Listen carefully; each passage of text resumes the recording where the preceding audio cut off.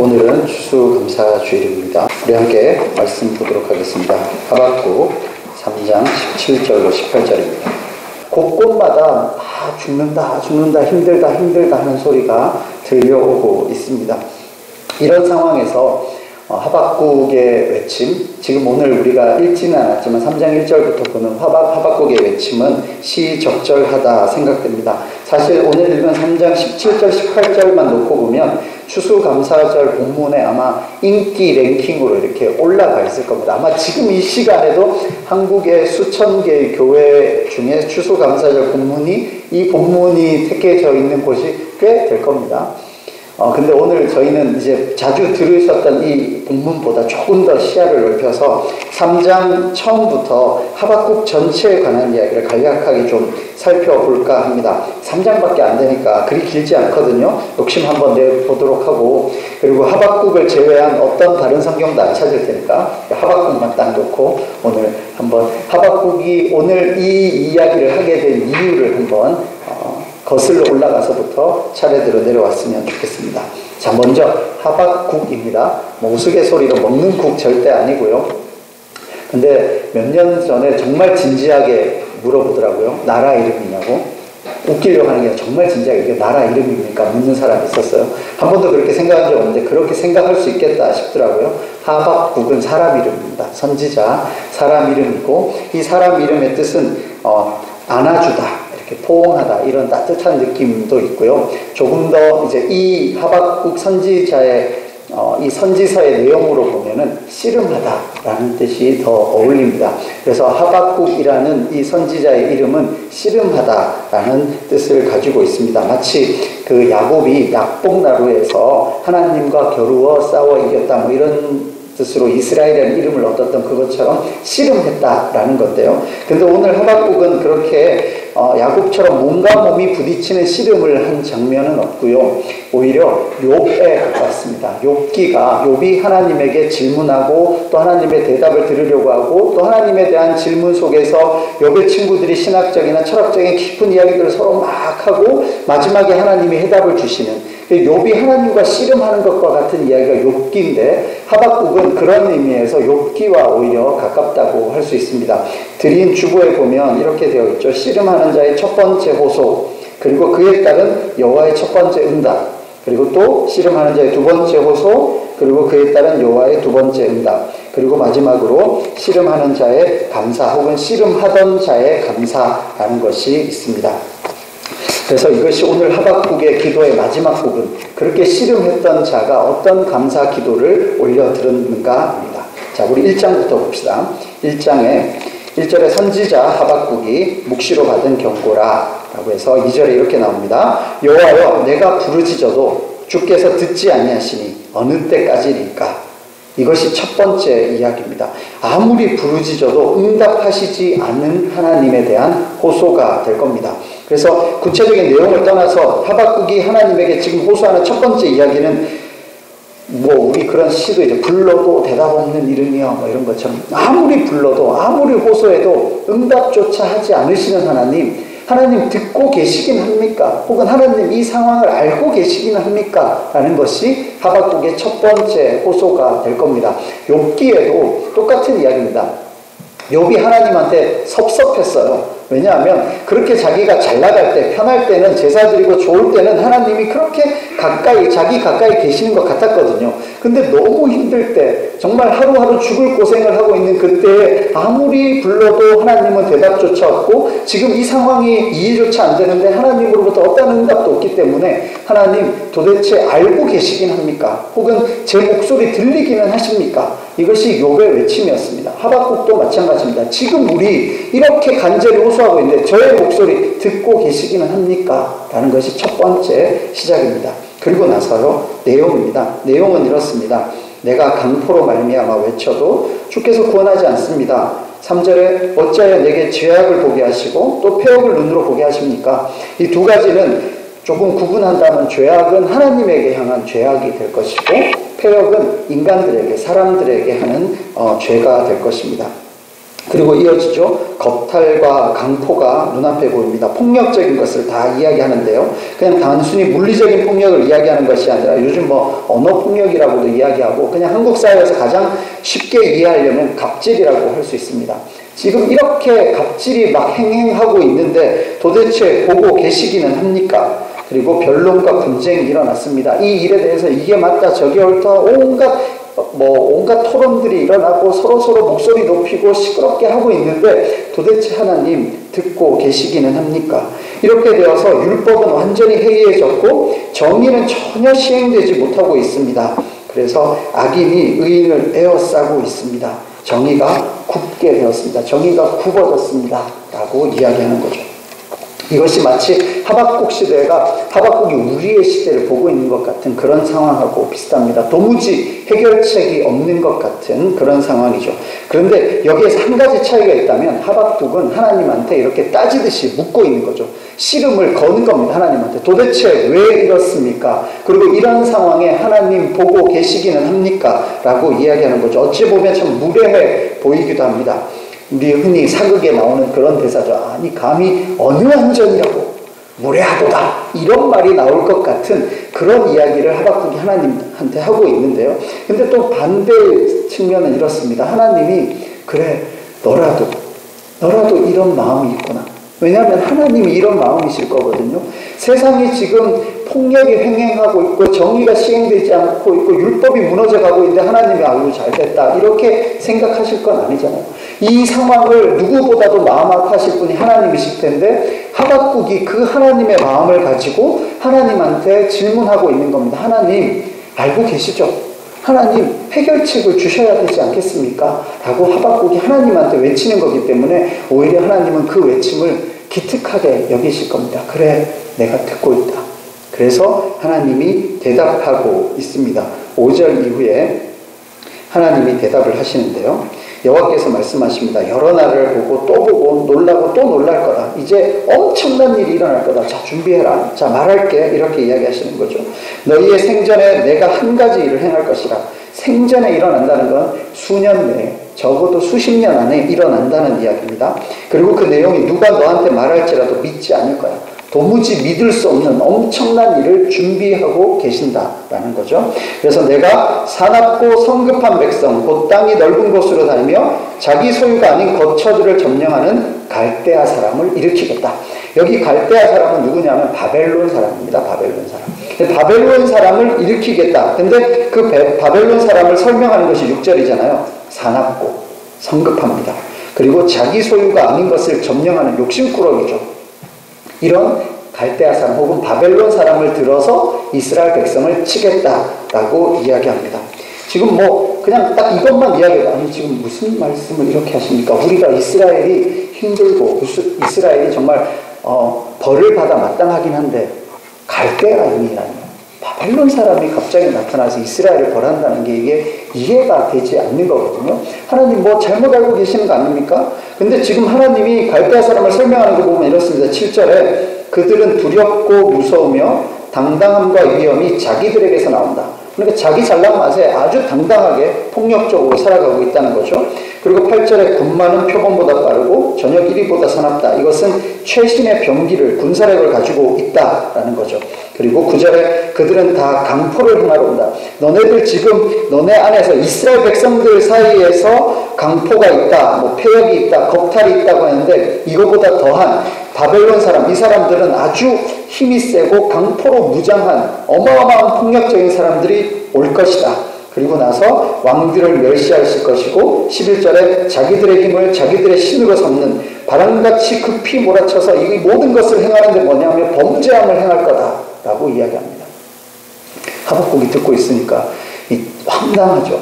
우리 정말 잘못했어요. 우리끼리 잘못했는데 우리로 이야기하면 경찰들이 출동해가지고 치안을 유지하는 수준인데 갑자기 외국 군대가 들어오는 것 말이죠. 그러니까 경찰을 넘어서서 군인이 나가야 될 정도의 일이 일어나고 있다는 겁니다. 그래서 12절에 이야기합니다. 선지자가 말합니다. 여호와 나의 하나님 나의 거룩한 이시여 주께서는 만세 전부터 계시지 않습니까? 우리가 사망에 이르지 않습니다. 그리고 나서 여러 가지 이야기를 하면서 13절에 우리 13절 한번 같이 읽읍시다. 시작. 주께서는 눈이 정결하심으로 악을 참아 보지 못하시며 폐역을 참아 보지 못하시거늘 어찌하여 거짓된 자들을 방관하시며 악인이 자기보다 의로운 사람을 삼키는데도 잠잠하시나이까. 아멘. 여기에서 나오는 악인은 누구겠습니까? 바벨론 사람 혹은 갈대아인이죠. 그리고 의로운 사람은 이스라엘 백성입니다. 아니 우리 그래 정말 잘못하긴 잘못했지만 우리보다도 더 나쁜 저 갈대아인이 우리를 삼킨다는데 이거 맞습니까? 하나님 제가 잘못 들은 거 아닌가요? 그들이 도대체 어떤 사람인지 하나님 더 잘 아시지 않습니까? 라고 해서 14절부터 17절까지 그 사람들이 어떤 사람이냐면 사람을 바다의 고기같이 그리고 벌레같이 여기는 사람들이고 그들은 낚시로 낚고 그물을 잡고 오히려 그 앞에 분향하는 사람. 그래서 그물을 떨고는 17절에 계속하여 여러 나라를 무자비하게 멸망시키는 그런 사람들인데 그런 사람들이 우리 이스라엘까지 쳐들어와서 우리를 멸망시키는 게 마땅합니까? 라고 다시 하나님한테 따지죠. 그래서 2장에 이제 하나님이 응답합니다. 그 2장 응답하기 전에 2장 1절 이렇게 됐습니다. 내가 내 파수하는 곳에 서며 성루에 서리라. 그가 내게 무엇이라 말씀하실는지 기다리고 바라보며 나의 질문에 대하여 어떻게 대답하실는지 보리라. 거의 따지고 나서 이제 손 딱 꽂고 그래 어떤 대답하시나 한번 두고 보자 라고 이야기하는 거죠. 선지자들을 다른 표현을 할 때 파수꾼이라고 표현할 때들이 많습니다. 그래서 세대가 이렇게 허물어져 갈 때 파수꾼처럼 보고 경계의 목소리를 내는 사람이라는 의미에서 그래서 지금 여기에서 제가 파수하는 곳에 서겠습니다. 성루에 올라가가지고 하나님 어떻게 우리에게 말씀하시는지 한번 보겠습니다 라고 이야기합니다. 그래서 2절에 여호와께서 대답하십니다. 너는 이 묵시를 기록하여 판에 명백히 새기되 달려가면서도 읽을 수 있게 하라. 이 말은 멀리서도 보이게 혹은 아무리 바빠도 못 읽었다. 저는 그런 소리 들은 적 없습니다. 이런 소리 못하게 제대로 지금부터 내가 하는 말 잘 적어놔라 라고 이야기합니다. 그래서 4절에 유명한 말씀이 나오죠. 같이 4절을 읽어보겠습니다. 시작. 보라 그의 마음은 교만하며 그 속에서 정직하지 못하나 의인은 그의 믿음으로 말미암아 살리라. 아멘. 하반절이죠. 의인은 그 믿음으로 말미암아 살리라. 부터의 종교개혁이 이 구절 하나 가지고 시작했다고 이야기하지 않습니까? 그래서 의인은 그의 믿음으로 말미암아 살리라 이거 하나만 놓고 보면 괜찮은데 그 앞에 4절 앞에 그의 마음은 교만하며 그 속에서 정직하지 못한다. 대꾸를 이루잖아요. 그러니까 그 사람, 그 악인은 교만하며 정직하지 못해요. 그러니까 그것만 놓고 보면 맞습니다. 어떤 사람이 있는데 교만합니다. 그러니까 그 교만한 사람은 정직하지 못하겠죠. 근데 반대로 그럼 의인이 나옵니다. 그러면 교만의 반대말은 뭐 겸손이 나온다거나 그러니까 의인은 겸손히 살 것이다 혹은 의인은 그의 겸손함과 정직함으로 살 것이다 이렇게 돼야 될 것 같은데 앞은 교만과 정직하지 못함이 나오고 뒤에는 의인과 믿음이라는 것이 나오는 겁니다. 도대체 믿음이 갑자기 왜 나오는 걸까요? 앞에는 교만이고 정직함인데 뒤는 왜 믿음일까? 이것을 잘 이해하려면 5절부터 20절까지 나오는 이 이야기를 제대로 읽어야만 이 의인은 믿음으로 말미암아 살리라는 것이 어떠한 것인지 제대로 알 수 있을 것입니다. 우리가 믿음이라고 이야기할 때 강한 확신이라고 생각하기 쉽습니다. 혹은 어떠한 상황에서도 굴하지 않는 불굴의 의지 이런 것이 우리가 믿음인 줄 알고 그분 믿음 좋다 그분 믿음 강하다 라고 할 때 그렇게 확신 있는 무엇, 그러니까 우리 안에 무엇이 있다라고 생각하기 쉽다는 거죠. 그런데 믿음이 그런 내용이 아닌 것 같습니다. 5절부터 20절 사이에서 특별히 이제 이야기를 하고 있는데, 뭐 결론적으로 뒤를 가보면 20절에 이렇습니다. 오직 여호와는 그 성전에 계시니 온 땅은 그 앞에서 잠잠할지니라 라고 되어 있습니다. 여호와는 성전에 계시니 다시 말해 의인은 여기에서 잠잠하라 라고 이야기할 수 있죠. 자, 그러면 또 여기에서 잘못 생각은 이렇습니다. 하박국이 시끄럽게 하니까 하나님이 잠잠하라고 하시나 보다. 역시 하나님 앞에서는 그렇게 질문하는 게 아닌가 봐. 우리 어른들로 이야기하고 그러니까 덮어놓고 믿어야지. 그거 따지고 그러면 안 돼. 이런 뜻인가? 그럼 5절부터 20절이 그런 내용인가? 한번 다시 올라가 봅시다. 5절에 그는 뭐를 즐긴다고 되어 있습니까? 술을 즐긴다. 여기서 술은 그냥 술이 아니라 재물을 이야기하는 것 같습니다. 그리고 거짓되고 교만하다. 그러니까 거짓과 교만이 계속해서 반복적으로 나오고 있죠. 그리고 나서 그들의 욕심은 끝도 없어서 그냥 족한 줄 모르는 겁니다. 그리고 또 그들의 6절에 관한 이야기는 서로 조롱하고 자기 소유 아닌 것을 모으고 볼모 잡은 것으로 무겁게 짐을 지고 있습니다. 열심히 돈을 모았는데 그 돈 때문에 더 곤욕을 치르고 있는 것과 마찬가지라고 할 수 있습니다. 그러고 나서 7절에 너를 억누를 자들이 갑자기 일어나지 않겠느냐. 그러니까 바벨론 너 지금 열심히 모으고 있긴 한데 너 바벨론을 억누를 자가 갑자기 일어나지 않겠냐. 그리고 네가 노략당하지 않겠냐. 그리고 네가 여러 나라를 노략하였으므로 또 결국은 그것이 너에게로 돌아갈 것이다 라는 이야기를 계속해 주고 있는 겁니다. 그래서 이들은 그것이 두렵죠. 그래서 9절에 재앙을 피하기 위해서 높은 데 올라갑니다. 자기 집을 더 높은 데 더 안전한 곳으로 올립니다. 사람으로 이야기하면은 이제 뭐 새콤을 달고 문을 더 겹겹이 쌓는 거죠. 나라로 이야기하면 선진국으로 올라간 사람들은 이제 후발주자들이 선진국으로 못 올라오게 흔한 표현으로 사다리 걷어차기 이런 표현 하잖아요. 다시 선진국으로 올라올 수 없도록 그 길을 다 막아버리고 자기들만의 리그를 만들어 살아가는 거죠. 그런데 13절에 민족들이 불탈 것으로 수고하는 것과 나라들이 헛된 일로 피곤하게 되는 것이 만군의 여호와께로 말미암음이 아니냐. 너네 그렇게 해봤자 다 소용없다. 너네 그래봤자 다 소용없다. 그래서 14절에 같이 읽겠습니다. 시작. 이는 물이 바다를 덮은 같이 여호와의 영광을 인정하는 것이 세상에 가득함이니라. 이스라엘이 지금 나쁜 일을 많이 합니다. 그래서 더 나쁜 갈대아인을 들어서 이스라엘을 벌합니다. 그런데 이것이 가능합니까? 이게 합당합니까? 라고 말씀하시니까 이 갈대아인 열심히 수고하고 있는 것 같지만 얘들도 더 나쁜 애들이 와서 얘들을 또 벌할 것이다. 이들은 단지 수단에 불과하다. 그렇지만 얘들은 그거 모르고 교만하게 지금 살아가고 있을 뿐이다 라고 이야기하는 겁니다. 그래서 결국은 갈대아인의 하나님, 갈대아인을 부시는 더 큰 나라의 하나님, 이 모든 것들을 알고 계시고 주관하시는 하나님을 이야기하고 있는 거거든요. 그래서 여호와의 영광이 물이 바다를 덮은 같이 충만한 것을 보게 될 것이다 라고 이야기합니다. 가끔 이렇게 영상을 보면은 그때 당시 정말 슬픈 이야기지만 쓰나미 뭐 그것이 이렇게 물이 가득 차는 그 영상을 가끔 보거든요. 정말 속수무책이라는 말이 그 말인 것 같아요. 천천히 물이 계속 밀려 들어오는데 그냥 모든 것을 덮어버립니다. 앞에 뭐가 있었는지 아무것도 필요 없습니다. 그냥 모든 걸 천천히 덮어버립니다. 그것이 지금 여기에서 말하는 것 같은 거죠.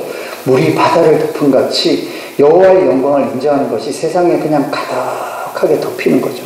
높고 낮고 크고 넓고 이런 거 아무것도 필요 없이 바다를 이렇게 삼키는 것처럼 여호와의 영광이 모든 것을 덮어버린다. 이것이 하나님께서 하박국에게 하시는 말씀이었습니다. 그러고 나서요 15절에 이웃에게 술을 마시게 하되 자기의 분노를 더하여 그에게 취하게 하고 그 하체를 들여내려고 하고 그래서 오히려 더 남을 해코지 하고 그리고 너도 마시고 너의 할례 받지 아니한 것도 드러내고 결국은 여호와의 오른손의 잔이 너에게로 돌아올 것이다. 더러운 욕이 너의 영광을 가릴 것이다. 그리고 모든 주민에게 강포를 행한 것이 너에게로 돌아갈 것이다. 이 모든 것이 바벨론 너에게 돌아갈 것이다 라고 이야기하고 있습니다. 그리고 나서요 이것이 여호와의 성전에 오직 여호와는 성전에 계시니 너희는 잠잠해라. 여러분 이해가 되십니까? 우리 지금 힘들어 죽겠어요. 근데 그것을 이렇게 벌하실 것이다. 아니 걔들이 우리를 벌한다고요? 아니 얘들도 교만하기 때문에 또 얘들도 벌을 받게 될 거야. 이 세상의 모든 것들은 결국 하나님이 주관하고 계신다. 모르고 있지 않다. 방관하고 있지 않다. 내가 너희 사정 다 알고 있고 그 모든 심판의 계획이 있다라고 이야기합니다. 그래서 그 하나님을 알게 되고 그 하나님을 보게 되니까 그 성전 앞에서 잠잠해지는 거죠. 그럼 다시 우리의 첫 질문, 그 교만한 사람들, 그 정직하지 못한 사람들의 반대되는 의인은 믿음으로 사는데 어떤 믿음이냐면 이런 하나님에 대한 믿음인 거죠. 하나님이 결국 이 세상을 주관하시고 천지를 창조하신 하나님이 우리의 사정을 정확하게 알고 계시고 이 모든 것들이 그분의 계획하심 속에 있구나. 이 하나님에 대한 믿음으로 살게 되는 겁니다. 내가 어떻게 끈질기게 강하게 믿느냐가 아니라 내가 누구를 믿느냐, 그 하나님은 어떠한 분이시냐, 이것을 알아갈 때에 여호와의 영광이 세상을 가득 덮는 것과 같은, 그것은 마치 우리의 자잘자잘한 여러 가지 문제들이 있습니다. 우리의 기도 제목들이 있습니다. 그 모든 것들을 가득히 덮고도 남음이 있는 그 여호와 하나님의 영광을 볼 때에 그 앞에서 잠잠하게 되는 거죠. 그래서 의인은 그러한 믿음으로 살게 될 것이다 라고 이야기합니다.